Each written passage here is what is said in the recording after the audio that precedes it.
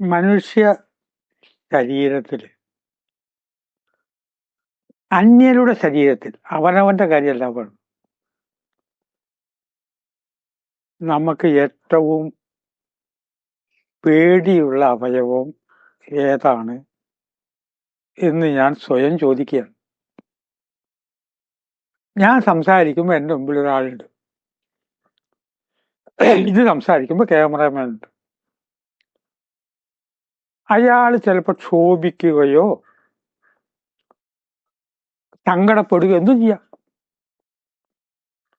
അപ്പൊ പേടിക്കേണ്ട കാര്യം ഒന്ന് അയാളുടെ കൈ കൊണ്ടാണല്ലോ തല്ലുക, അല്ലെങ്കിൽ കരുത്ത് കയറി പിടിക്കാമല്ലോ. അതല്ലെങ്കിൽ കാല്. ഇത് രണ്ടുമാണ് നമ്മൾ ഏറ്റവും ഭയപ്പെടുന്നത്. എന്നാൽ അങ്ങനെ അല്ല എന്നാ ഞാൻ പറഞ്ഞു വരുന്നത്. ഇതാണെച്ചപ്പോ ധന്യമീ ജീവിതം പറയേണ്ട കാര്യമില്ലല്ലോ. എന്നെ ഏറ്റവും ബുദ്ധിമുട്ടിക്കുന്നത് ഞാനായിട്ട് ബന്ധപ്പെടുന്നവരുടെ കണ്ണുകൾ ആണ്. കണ്ണുകൾക്ക് വളരെ പ്രാധാന്യമുണ്ട്.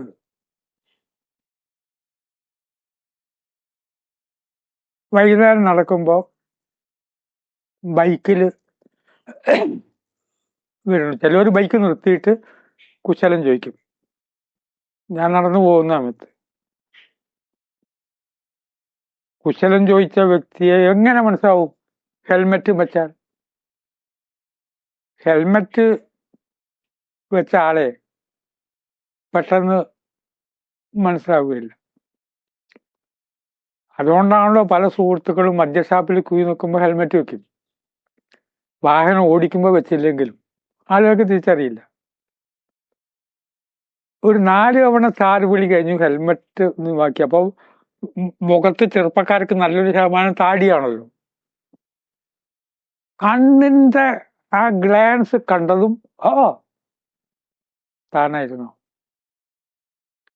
നമ്മൾ തിരിച്ചറിയുന്നത് കണ്ണുകളിലൂടെയാണ് ഏതൊരു കാര്യത്തിലും.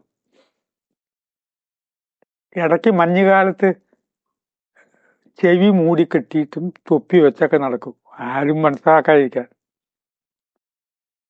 പക്ഷെ എങ്ങനെയൊക്കെ നടന്നിരുന്നാലും ശരി, അകലെ നിന്ന് കണ്ണുകളുടെ പ്രകാശം കാണുമ്പോൾ തിരിച്ചറിയും ആളുകള്. ഭൂമുഖത്ത് വ്യക്തികളെ തിരിച്ചറിയുന്നതും അവരുടെ ഹൃദയത്തിൽ എന്താ മനസ്സിൽ എന്താ എന്ന് നാം അറിയുന്നത് അവരുടെ കണ്ണുകളിൽ നിന്നാണ്. കണ്ണുകളിലെ ക്ഷീണം, കണ്ണുകളിലെ ഭാവം. പ്രസംഗിച്ചു കൊണ്ടിരിക്കുമ്പോൾ ഇരിക്കുന്നവരുടെ കണ്ണുകൾ കണ്ടറിയാം അവര് ബോറടിച്ചിരിക്കുകയാണെന്ന് നമുക്ക് മനസ്സിലാവും. ഒന്ന് നിർത്ത്, നിങ്ങൾ നിർത്തിയിട്ട് വേണം എനിക്ക് ഊണേക്കാൻ പോവാൻ.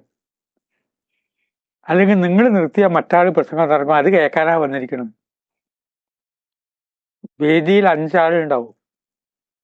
ആ 5 ആളിൽ ഒരാളാണ് ആകർഷിക്കപ്പെടുന്ന ഘടകം, അത് കേൾക്കാൻ വന്നവരാ. അപ്പൊ ബാക്കി 4 പേര് നിന്ന് നിർത്താവുന്നാലോ? കണ്ണുകളിൽ നിന്ന് തിരിച്ച് ആടി.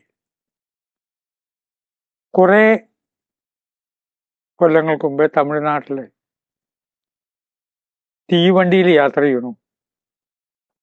അപ്പൊ പതിവ് പോലെ ഞാൻ ഇഡ്ഡലി എന്തോ വാങ്ങി. 1-2 ഇഡ്ഡലി ബാക്കി വന്നു.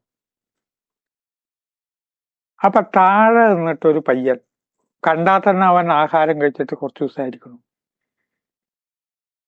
അവൻ കൈകൊണ്ട് കാണിച്ചു. ഞാൻ വളരെ ശ്രദ്ധാപൂർവം ഈ ഇഡ്ഡലി ഇട്ടുകൊടുത്തു.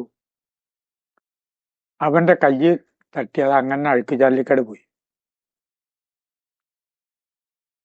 അപ്പൊ എന്നെ അവനൊന്ന് നോക്കി. എത്ര കൊല്ലായി കഴിഞ്ഞിട്ട്. അപ്പൊ ആ നോട്ടത്തിൽ ആ കണ്ണിൽ നിന്ന് വന്ന പ്രകാശം ഇത്ര കൊല്ലമായിട്ടും പോയിട്ടില്ല. മൂകാംബികയില് അംഗവൈകല്യം ബാധിച്ച ഒരു കുരങ്ങൻകുട്ടിക്ക് തിന്നാൻ കൊടുക്കാനായിട്ട് ഞാൻ കുറച്ച് കപ്പലണ്ടി വാങ്ങിപ്പോയി. അവനെ ഒറ്റയ്ക്ക് കിട്ടണം, കപ്പലണ്ടി കൊടുക്കാൻ പറ്റൂ. വല്ലാതെ ബുദ്ധിമുട്ടി രാവിലെ വൈകുന്നേരം വരെ നോക്കി. അവൻ ഒറ്റയ്ക്കല്ല, എപ്പോഴും ഉണ്ട്. ഇത്തവണ വിളിച്ചപ്പോൾ മുതിർന്ന കുരങ്ങന്മാർ വന്നിട്ട് ഇവന്റെ കൈ കൊടുക്കും മുമ്പ് തന്നെ മുതിർന്ന കുരങ്ങന്മാരെ തട്ടിക്കൊണ്ടുപോയി. ആ ചെറിയ കുരങ്ങൻകുട്ടിയുടെ കണ്ണ് എത്ര ചെറുതാവും? ആ കണ്ണിൽ നിന്ന് വരുന്നൊരു പ്രകാശം. ഒരു വ്യക്തി പറഞ്ഞു, 60 മുഖം നിസ്സഹായമായി നോക്കിക്കൊണ്ട് നിൽക്കുമ്പോൾ ഒരു തവണ കൃഷ്ണമണി കൊണ്ട് നോക്കിയത് ഇയാൾക്ക് ഫീൽ ചെയ്തു. എല്ലാവരും ഇപ്പൊ നോക്കില്ല, കണ്ണിലേക്ക് നോക്കില്ല. പിന്നീട് ആ പ്രൊഫഷൻ നിർത്തി, തൊഴിൽ.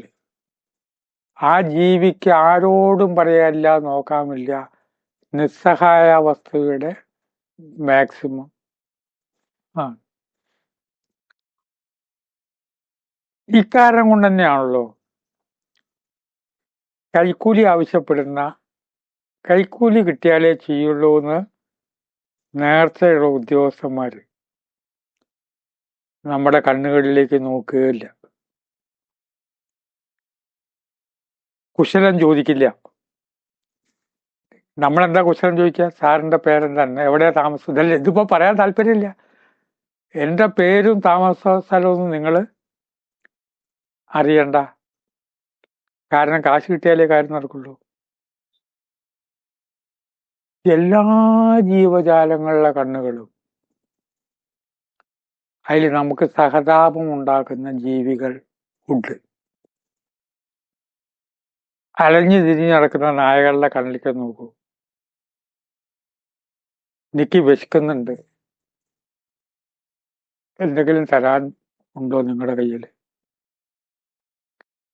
ബിംബിസാര രാജാവ് ഒരു യജ്ഞം നടത്തി. ആ യജ്ഞം നടത്തുമ്പോൾ ദൈവപ്രീതിക്ക് വേണ്ടിയിട്ട് 100 കണക്കിൽ ആടുകളെ ബലി കൊടുക്കണം. ഇങ്ങനത്തെ ഒരു വിശ്വാസം വന്നാൽ എന്താ ചെയ്യുക? നേപ്പാളിൽ ഈ പറഞ്ഞ സ്ഥലത്ത് ഞാൻ പോയപ്പോ